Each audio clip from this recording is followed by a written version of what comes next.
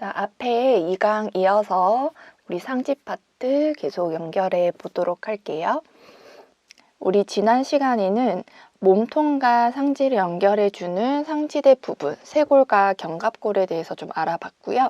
이제는 상지대에 이어서 상지 파트 부분을 좀 알아보도록 해볼게요. 자, 파란색으로 동그라미 되어 있는 부분이 상지 부분입니다. 그래서 위에서부터 상완골, 그리고 요골, 척골, 우리 아래팔 부분이 뼈가 2개라고 말씀드렸어요. 그래서 엄지손가락 쪽에 있는 아래팔 부분이 요골, 새끼손가락 쪽에 있는 뼈가 척골이라고 보시면 됩니다. 그리고 우리 손바닥 안에 있는 손목뼈, 수근골, 그리고 손가락뼈, 수지골이 상지에 해당되는 부분입니다. 상완골은 우리나라 용어로 위팔뼈라고 하고요.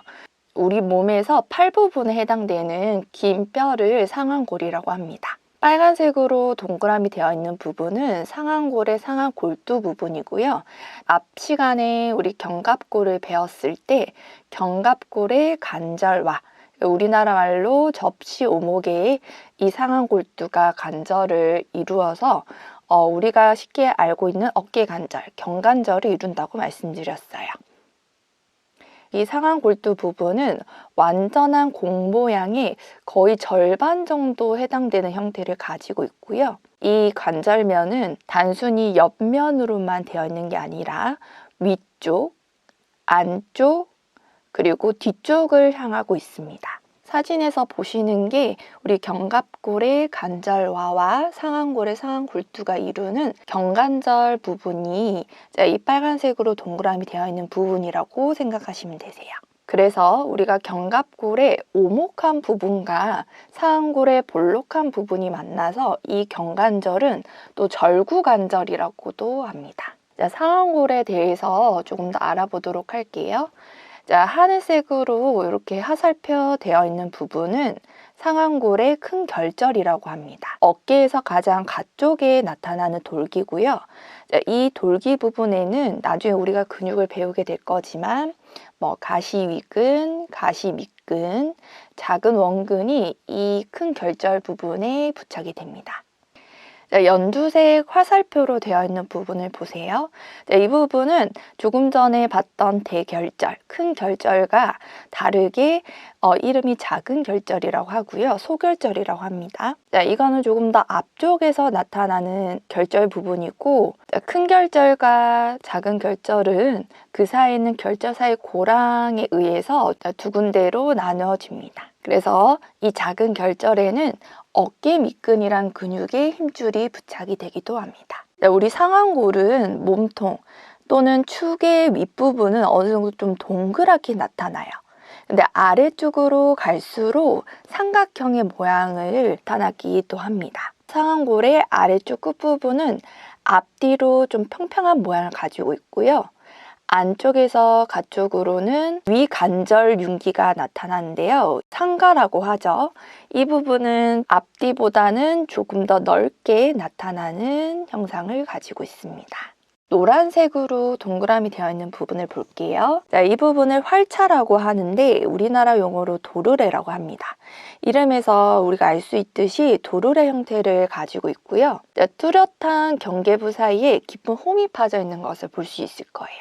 이 홈은 약간 안쪽 경계부가 가쪽보다는 더욱 뚜렷하게 나타나는 것을 볼 수 있습니다. 나중에 이 도르래의 윗부분에서는 앞쪽에는 갈고리, 오목이 나타나서 아래팔 부분에 해당되는 척골, 척골의 갈고리 돌기를 만나게 되고요. 뒤쪽에 있는 도르래 폐임이라고 되어 있는 부분은 척골의 팔꿈치 머리, 주두를 만나게 됩니다. 이 끝부분은 도르래 부분은 나중에 밑에 있는 척골과 만나게 돼서 주관절을 이루게 되고요.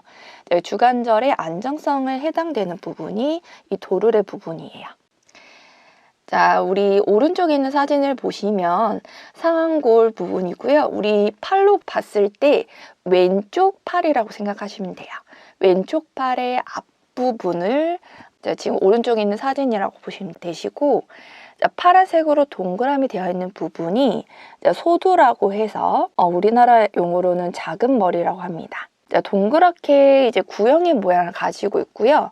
뒤쪽에 이제 보여드렸던 도르래보다는 크기가 좀 작고, 이 부분은 나중에 우리가 아래팔 부분에서 엄지손가락 부분 쪽으로 길게 뻗어 있는 요골, 노뼈의 윗부분이랑 관절을 하게 돼요.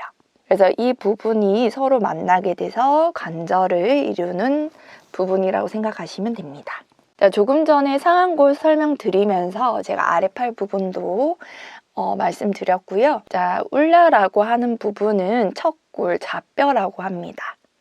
이 부분은 새끼손가락 쪽에 뻗어 있는 아래팔 뼈라고 생각하시면 돼요. 이 노란색으로 되어 있는 부분이 척골의 윗부분이고요.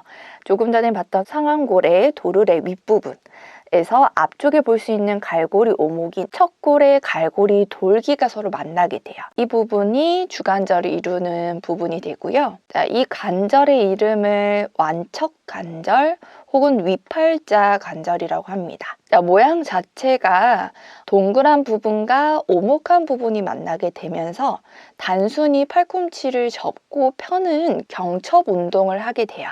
사진에서 조금 더 자세하게 보여드리면 금방 말씀드렸던 완척관절이 이 노란색 부분이라고 보시면 됩니다. 상완골의 도르래 부분과 척골의 윗부분이 만나게 돼서 주관절을 이룬다라고 생각하시면 됩니다. 이 완척관절에서는 모양 자체가 경첩의 모양을 가지고 있기 때문에 굽히고 펴는 동작이 일어난다, 이렇게 생각하시면 됩니다. 그 다음에 초록색으로 되어 있는 부분이 우리 새끼손가락 쪽으로 뻗어 있는 요골, 노뼈라고 보시면 되세요. 요골의 제일 윗부분을 따라가서 보시면 파란색 동그라미 되어 있는 부분이 보실 거예요. 이 부분을 소두라고 하고요.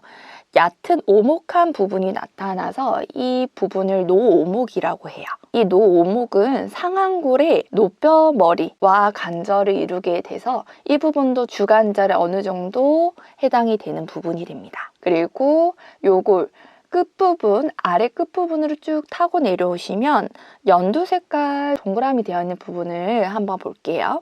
요골의 먼 쪽 이제 끝부분, 말단 부분은 아무래도 몸 쪽에 있는 윗부분보다는 훨씬 큰 것을 볼 수 있어요.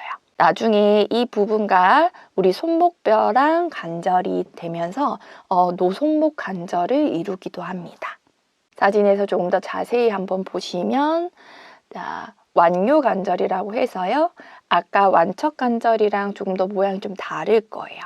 노뼈 부분이 오목한 형태를 가지고 있고 상완골의 도르래 부분에 있어서 노뼈 머리 부분과 관절을 이루게 되지만 완요 관절은 주관절이 이루는 데 있어서 조금 모양 자체가 작은 구성으로 되어 있기 때문에 주관절 부분에서는 조금 영향을 적게 미치는 편이고요.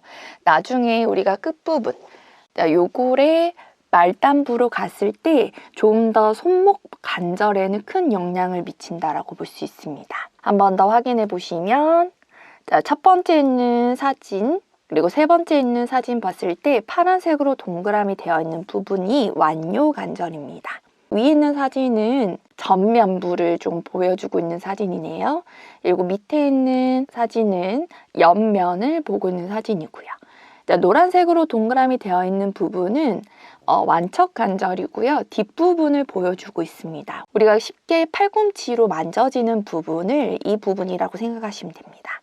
그래서 파란색으로 동그라미 되어 있는 부분은 완요 관절, 노란색으로 되어 있는 부분을 완척 관절이라고 합니다.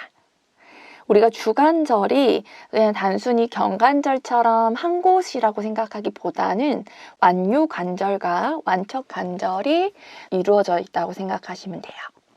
그렇지만 비교적 구조적인 모양 때문에 완요 관절보다는 완척 관절이 조금 더 팔꿈치, 우리 주관절에 기여하는 바가 조금 더 크다고 보시면 됩니다. 완요 관절은요, 사진에서 보시는 것과 같이 손바닥의 정면을 바라본 상태에서 슈피네이션, 엎침을 하게 되면 비교적 이 요골이 척골 위로 올라타면서 회전이 일어나는 것을 볼 수 있어요. 요골 모양 자체가 구조적으로 회전이 잘 되게끔 만들어져 있는 구조다 보니까 손바닥을 뒤집고 엎치는 동작이 있어서 요골이 척골 위로 교차되는 회전 동작이 일어난다 라고 생각하시면 되세요.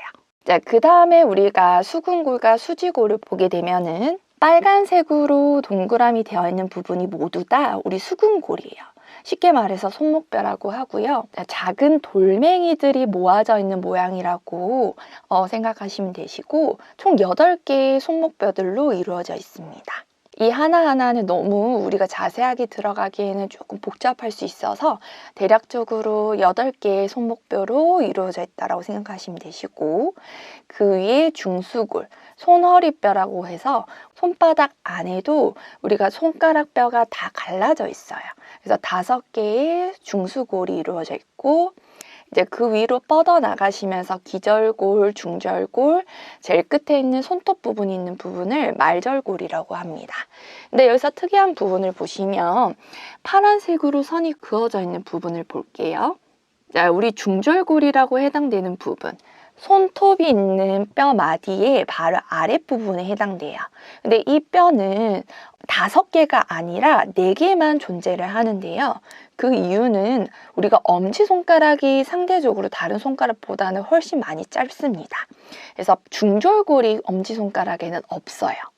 그래서 헷갈리시는 게 보통은 기절골이 없다라고 생각하실 수 있는데 다른 손가락 중수골, 기절골, 말절골은 각각 5개씩 존재를 하고요. 중절골만, 중간 마디뼈만 4개가 존재를 합니다. 엄지손가락이 없다라고 생각하시면 되세요. 한 손 안에 27개의 뼈가 존재를 해요. 그 이유는 우리가 손으로 굉장히 많은 정교한 작업, 세심한 작업을 해야 하기 때문에 손가락 뼈가 작으면 일상적으로 할 수 있는 작업들을 잘 할 수 없겠죠. 이렇게 손까지 우리가 한번 알아봤고요. 다음 강의에서는 하지 부분으로 가지고 오겠습니다.